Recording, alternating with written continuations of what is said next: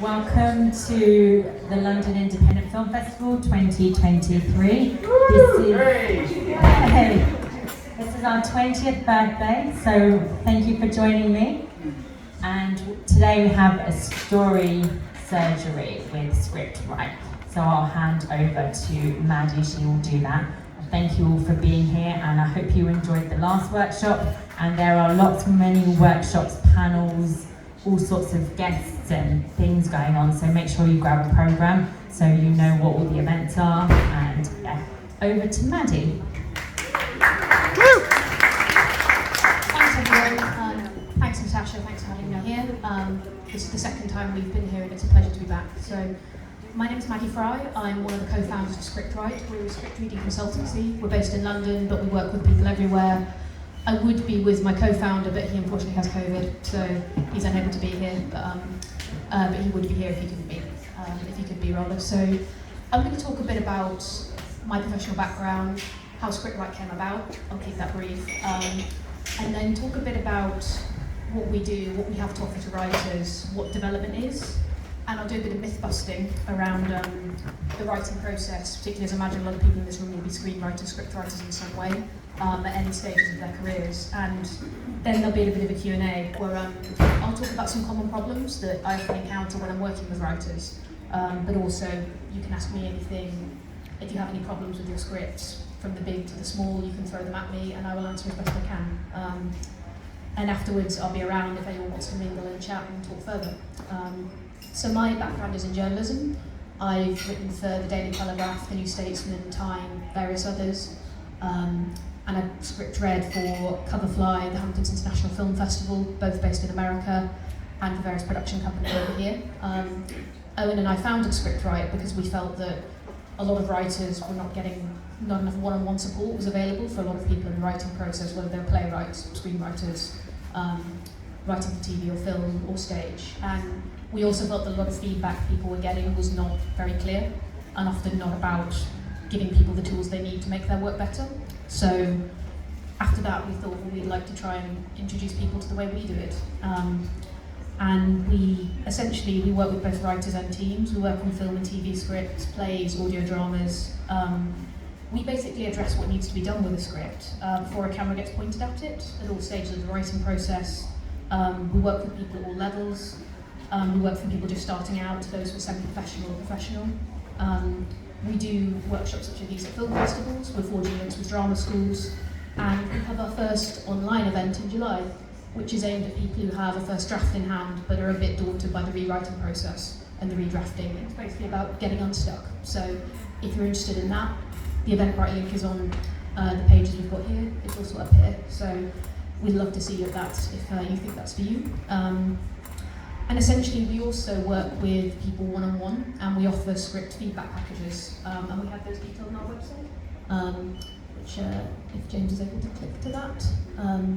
Essentially, we offer everything from just short one-page reports saying what works, what doesn't work, to our most popular packages are level 3, where we work with people one-on-one and do essentially script development sessions. And we basically also have a decoder package where we decode unhelpful feedback people might have had before, and we focus on concrete actions you can take to make your script better. And we felt that was missing from a lot of script feedback services, so we decided to try and fill the void, trying to sort of not just say to people very vague things, but say, okay, how can this feedback lead to taking a concrete action? And we offer bespoke services, so if people think they have needs that are different to what's up here, we offer that too. It's basically just a case of drop us a line, get in touch, we'll chat. And I'm going to talk now a bit about, I should probably say briefly, Owen, my colleague, he has more of an acting background. He studied at RADA, did English at Oxford beforehand, and he's similarly been a script reader for various production companies and festivals. I came more from journalism, he came more from acting, but we both basically came out of the love of storytelling really, and decided to try and move forward on that together. So now I'm going to talk a bit about what development is. Essentially, for anyone who doesn't know, some people might know, but some people might not, we're the stage before production, out of development, production, post-production. So we tend to be more office-based rather than being on set. We're still relevant for directors and producers as script editors or script analysts because we form quite a vital component before a production can shoot. We take ideas in their raw form and we make sure they become fully fledged scripts that are fit for purpose, essentially. And script editors do play a role in the production process as well. We make sure the script meets the creative and financial requirements of a film or a show. And we're very important, particularly in indie filmmaking, which is what this festival is about. When many people are working, particularly with low budgets, often we're there to make sure that essentially the script does really what it needs to do and the story meets all the requirements that are required by the rest of the team. And we also, part of what we do at Scriptwrite is we want to sort of make particularly people who are leaving drama school, who might have studied screenwriting or writing of some kind, make them aware of what the script submission process might look like when they get to a stage where something might be produced. Essentially what the process is of finding an agent, what a script reader actually does. We do a lot of filtering, and often making people aware that the script you submit won't necessarily be the one that's taken on. It'll go through a development process, and there'll always be a process basically of feedback, and we are part of that. And I'm going to talk a little bit, I'm going to do a little bit of myth busting around essentially the writing process, and talk about some of the stuff we encounter the most when we meet script writers. One of the big myths is a lot of people seem to think that great writers don't need feedback, when actually everybody from Phoebe Waller-Bridge to James Graham will have gone through a feedback process. It doesn't have to, and it won't be perfect in the beginning. That's what we're very keen for people to know, because we sometimes get people saying they'd like to use us or come to something we do, but they feel their script isn't ready. And I always want to stress there's no such thing as your script being ready, because in some ways it will never truly feel ready. But it doesn't need to be perfect. Often there just needs to be something interesting about it in the idea, or the characters, or the dialogue. This isn't to say don't submit your best version of something, but all projects will need some external feedback. So also, what I'm saying from that is don't be scared of the feedback process. And following on from that, when we hear people say my script isn't ready, we often say, well, we're here, you had a seed, we're here to encourage it to grow, and that's a really exciting part. That's kind of why we love working with writers. And we get to a stage where you'll feel comfortable pitching it to an agent, or to a film festival, or to a contest. We essentially fill the gap between the idea and the pitching. So if you're at A, you want to get to C, we're B, essentially. And saying it isn't ready can sometimes be an excuse writers tell themselves, so we often work with people to try and help them get over that bump. And we often encounter people who think they can just rely on their friends and family to read what they've written. And I say this from experience, they won't read it.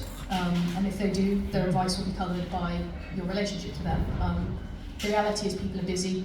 I don't know if many of you here have had the experience of saying, I've written a novel, I've written a script or whatever, and all your friends and family go, oh yeah, I'll read it, and then you send it to them and they don't. Because basically, they don't have time. And also, most people in your life are probably not prepared to tell you what you don't want to hear. So you'll need fresh eyes on your work. And that's not to say it isn't good to have somebody in your life to say to you, well done, brilliant, you got to the end of the writing project, because that is great, that's an achievement. But you also need someone else who has no stake in keeping you happy, essentially, and can be honest with you about what needs to be fixed. So essentially, it's almost good to get two people, get a supportive person and get a person who can be a bit more detached. And writing can be a very solitary process. We often get people who think that they need to do this on their own, and that they shouldn't have to work with somebody, or that they'll never end up having to work with anyone. Actually, particularly if you're a screenwriter, you will be part of a team at some point, and someone is going to have to read it. If you want it to be produced, it will need to basically be read by somebody. And so a lot of writers I've encountered often insist, well, at any stage or whatever project they're working on, it'll be, oh no, I can't let people see it, I can't let people read it. And for some people, writing is a private passion, that's totally fine. But if you want it to be produced, or you want it to go to the next stage, someone will have to read it eventually. And it's good to be aware of that basically as soon as possible. So what I'm going to do is I'm going to talk a bit about some common problems now that we often encounter, to do with often structural problems or the nuts and bolts of scripts. And then after that, it'll be a Q&A, so you can ask me anything about what we do, or about your writing journey, anything like that.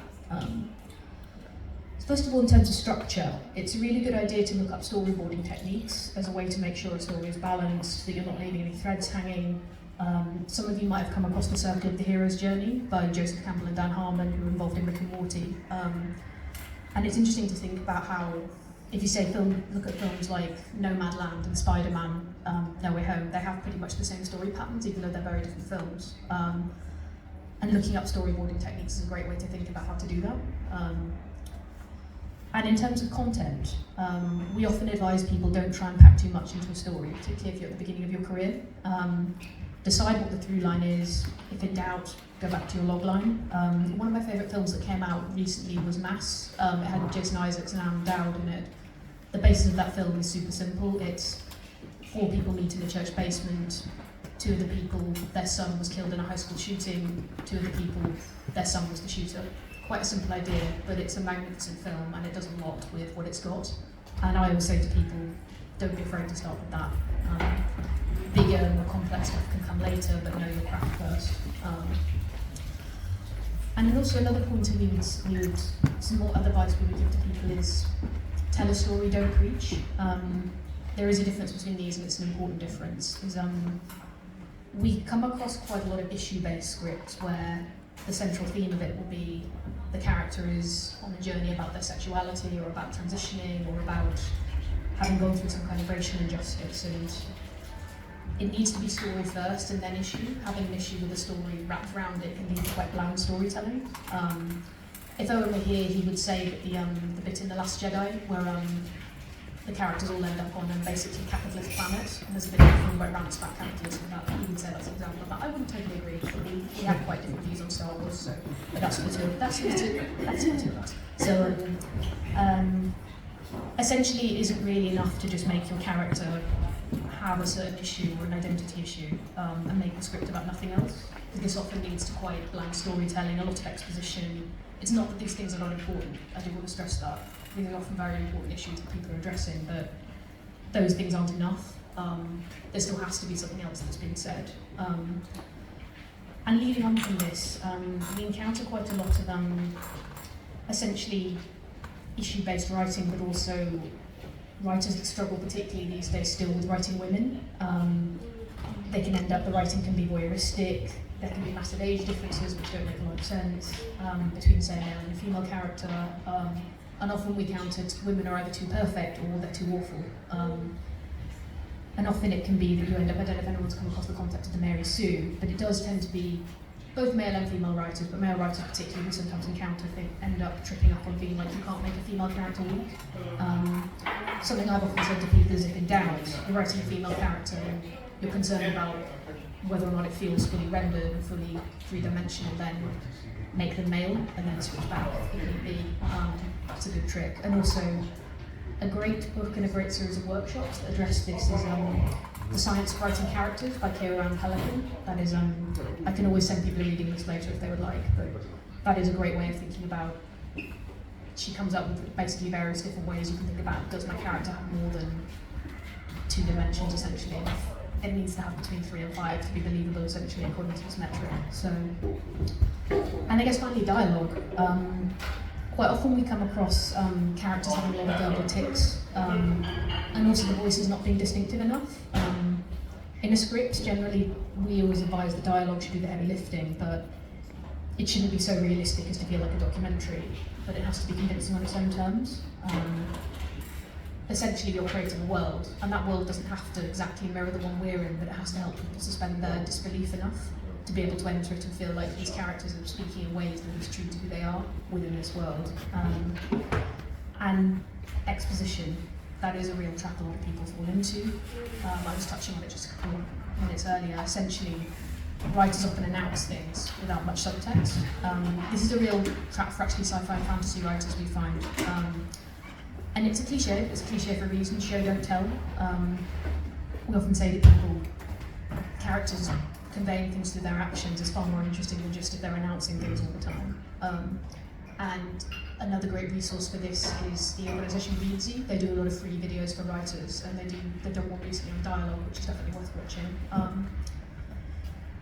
So those are some of the major things we come across. But I want to really stress that at the end of the day, we love writers. We want writers to be the best they can be. Both Owen and I are writers, and that is what led us to do what we do. So now, if you have any questions, please do fire them at me.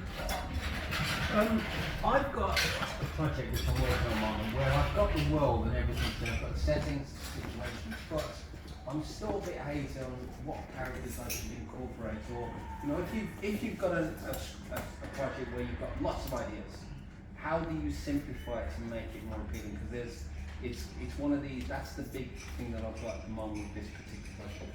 This is for one project, but you've got lots of ideas. I've got lots of. It's a concept like a TV series. I actually pitched it last year, but the idea is I'm still struggling with trying to find the right two characters to fit the project so that the hook is still eluding me, I suppose. Well, and have you got a few different characters? I've got lots of different characters, but it's like there's settings. It's like a horror thing that I'm trying to, and once I get that, I'll be all right. But at the moment, I'm not quite sure what characters to use. Sure. One trick I was told a while ago was draw a picture of a garden and you can do this either for characters or for stories, but essentially draw in your garden essentially plants and see which plants are growing the highest and label them with all your characters, all your ideas, all your concepts or whatever, and see, because you'll know they will come as you're doing it, and which ones essentially are leaping out at you as the strongest ones, which ones are speaking to you, which ones are feeling like they could be real enough to have their own birth certificates, essentially. That's one particular strategy. You can also as well sit down with them for each one. This is a more long way to do it, which I quite like doing because I just take tons and tons of notes, journalist background. But you can just sit and think, okay, what are the characters I can describe the most to people about? If I was trying to give people a description, essentially, what are the ones where I feel like I can say the most about them? And essentially and then again, that will come to you as you're doing it, and while you're taking notes, often ideas just start to flow. Fun. I've written a short film script, and it is sort of based on my own experiences. I've tried to pack in quite a lot, so I appreciate that advice.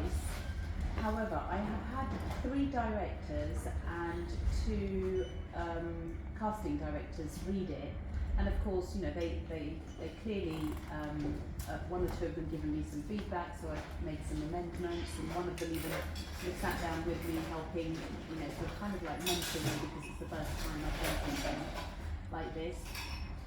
But now, you're the second person to say, try not to pack in too much, and like this, I feel like the script is done, but now I don't know how I can simplify it, because I've cast and I'm shooting in July, but there's still plenty of time to, or would it be that in the editing I could simplify? I don't know now. I'm just, it's literally Thursday and today 2 people have said the same thing. Have you, has anybody said to you specifically what it is that they think is feeling like there's too much? No, nobody said specifically, because obviously you wouldn't have said specifically when you see it, but I just feel like either it's going to be really fast paced and each scene is going to have to deliver something quite quickly, because it's only a 15-minute, or do I just cut whole scenes out? Then it doesn't really make sense beginning to end. That's a tricky one. Yeah. In a short film, can it be fast paced? Can it tell a whole story? Yeah, it depends, I guess, what your story is, which I know, sorry, that sounds like a bit of that possibly sounds like a cop-out, but Yeah.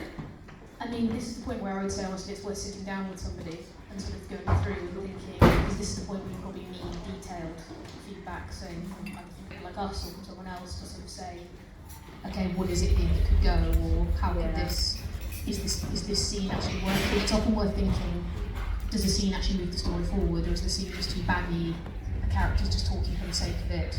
Yeah. That's a good place to start. So it went from 25 pages down to sort of 12, 13 now.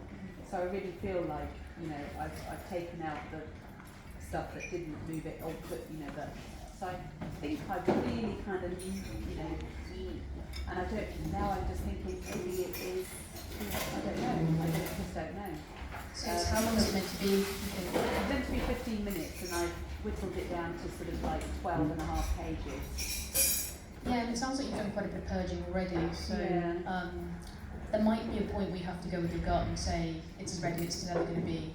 Yeah. Or really, I mean, I've got feedback from three people, three directors anyway, that think it would work, and obviously the director must have some idea of how he's going to shoot that. But now I'm just thinking, do I mess with it, or do I just leave it alone now that I've got people on board? I mean, if you've already got some interest, that could be a sign that it's worth going for it. But if you're getting a sort of nagging feeling that there could be more to do to it, then... I mean, I don't think so. I think I've worked on it. But it's just keeping it simple. It's not as simple. It is quite a lot in that. And whether it's just...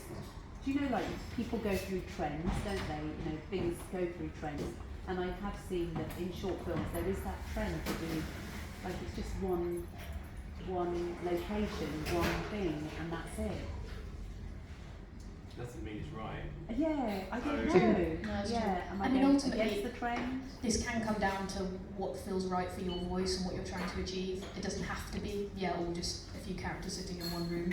That can really work for, that's a good device, I'd say, if you're starting out. But if you feel like what you're doing is true to what the objective is. Yeah, the objective is then to make it into a feature, so I feel like I need to tell enough of the story for you to really kind of know where it's going, and then it can become the feature. I mean, it's a tricky one, because there's going to be a point where you have to kind of let it go, and it sounds like you're already quite far down the line, but... Yeah, I mean, you know, with casting it, if I take out a scene, then I might not need somebody who signed a contract. Kind of thing, you know, and that's where it's really, really hard to kind of do anything with it. I mean, would it be worth having an overview with that in mind, just to, you know, definitely, would that be something that, you know, would I get enough out of it? Yeah, for sure. I mean, I probably have to actually see what it is in order to know exactly how to be specific, but it's an overview might suit you a bit better given the stage that you're at. Yeah, essentially. Are you directing it? No, somebody, one of the That's going to directors change that anyway like, with the director. So Yeah, there is that. leave it alone. leave it If alone. that's your gut, then Yeah, the director will fiddle with it, and then the editor will fiddle with it. So it's, Yeah, you're quite far along the process. Yeah. and if the actors have read it and like it and they've looked onto it, Yeah. if everyone turned it down, then you think, oh, but it doesn't sound like.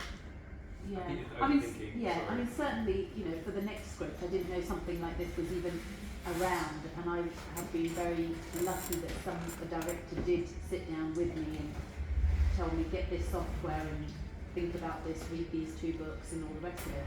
But now I know that it's really comforting to know that you can just write and then, you know, sort of do this in future. For sure. It gives me confidence that.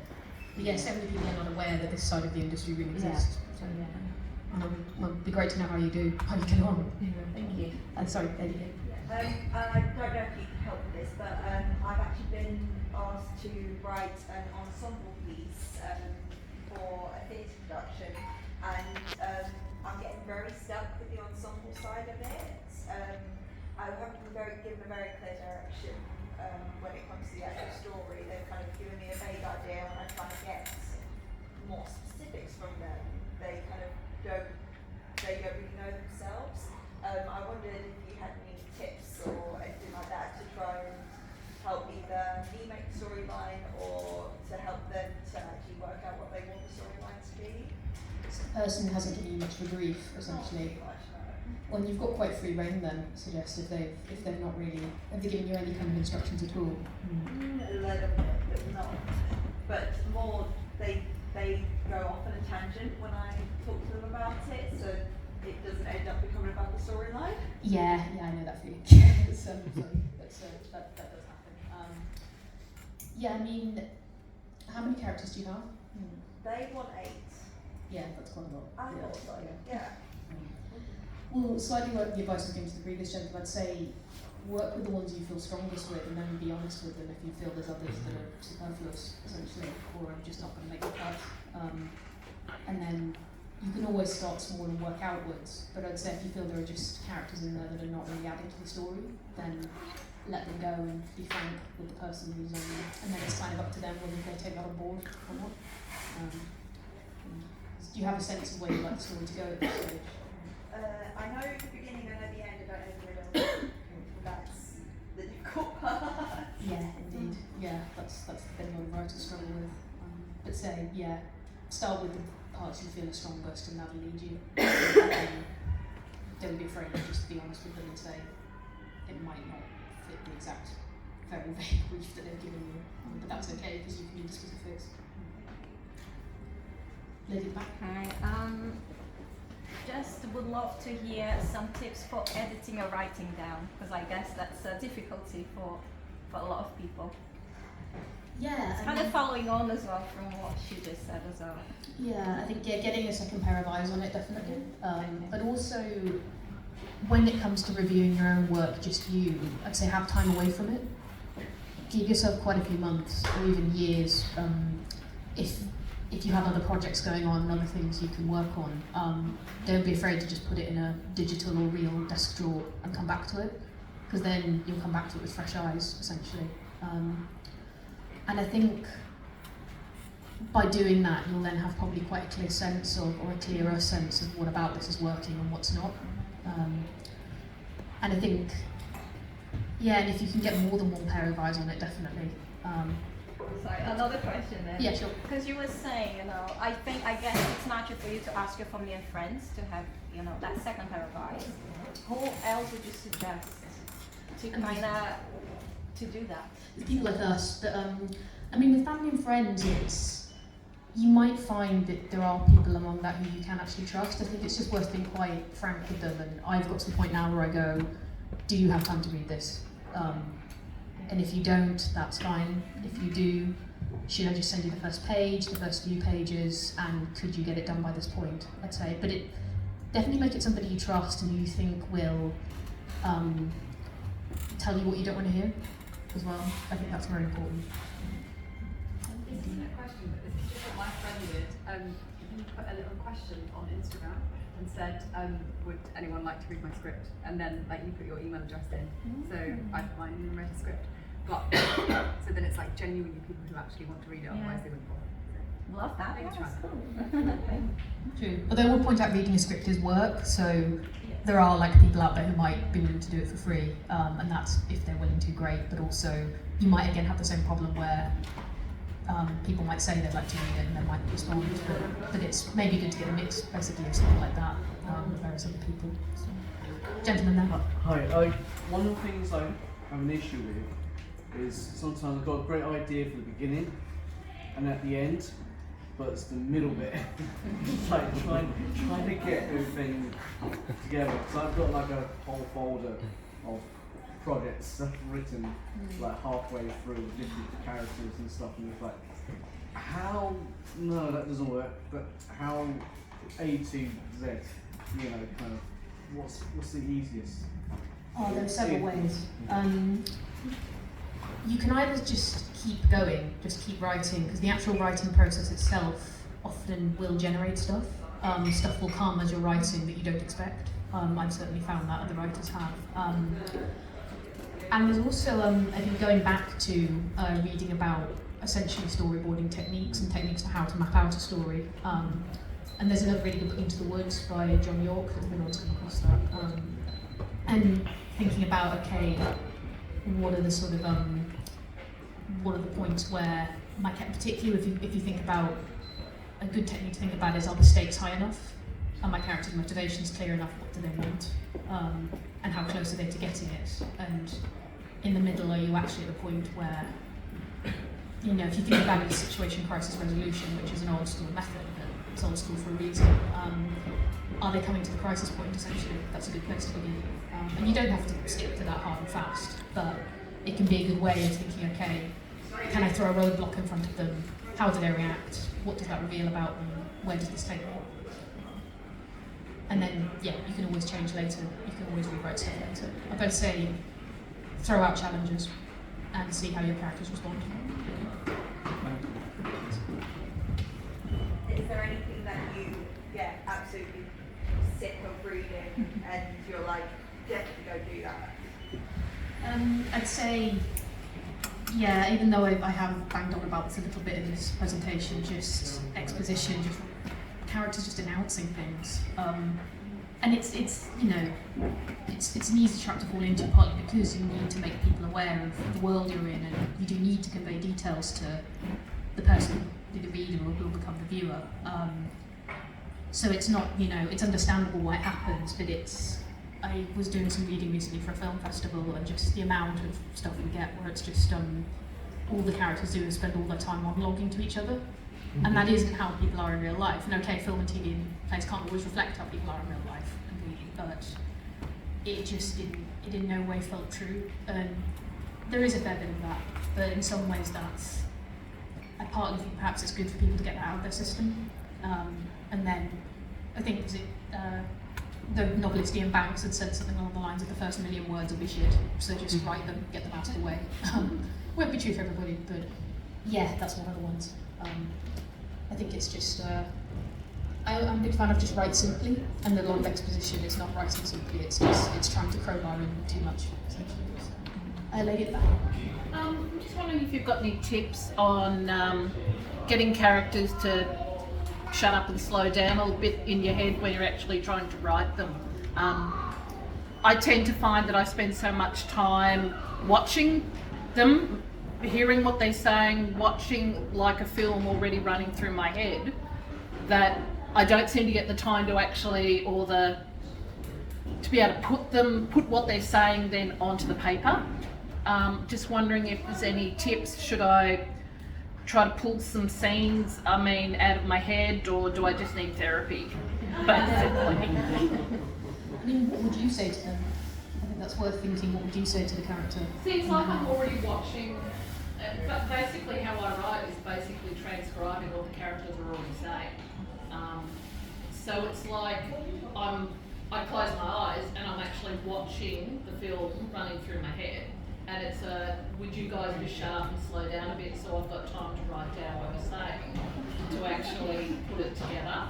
But they're getting ahead of you, basically. Yeah, basically, yeah. It's like I'm trying to transcribe basically what they're saying, and I don't know how to slow down that process so it's making more sense. Do you have a voice recorder? Or I guess everyone's got a voice recorder on their phone these days. That can often, I find, if my thoughts are running too fast for me to write, then just speak it out loud. Or get someone to transcribe for you, maybe. Bribe them, or something with beer or something like that. So, because it can particularly, I find that particularly happens when I'm in bed. It'll all happen, and be like, I can't just get up and start. But actually, maybe it is a good idea to get up and get it out of your head, really. I carry a notebook wherever I'm going. Good idea.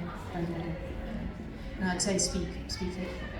Thank you. Final Draft has diction now. Oh, well, Yeah, so you can only on Mac, not on PC, but yeah, you can just talk and it just. really?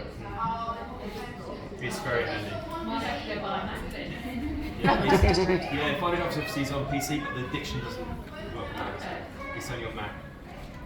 Thank you. Any other questions? Great, I think that's it. Thank you so much for being here and for listening. Please do take some more information about us. We're on Instagram, Facebook, Twitter, email and website are on there. We also have a newsletter on Substack where we just write a lot about the writing process, talk about our upcoming events. We'll be doing multiple workshops throughout the year online, and hopefully coming to other film festivals near you. Actually, the workshops, are they kind of, can you bring a free future script and you work on it? Absolutely. As opposed to, Absolutely, yeah, bring anything, basically. Future scripts, even if you just have an idea, essentially.